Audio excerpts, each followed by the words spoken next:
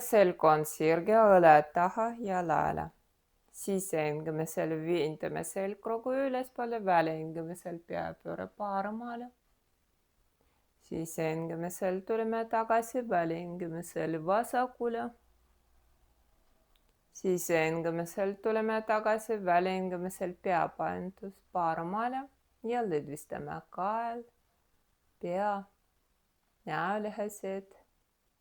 Süvalt istame pea üles ja peapaindus vasakule, lõdvistame. Ja tõstame pea üles ja langetame pea. Lõdvistame õlad, kael, pea, näolihased. Teeme lukk kuklale, lõdvistame käed. Kontrollime õlad laele kalvavalt.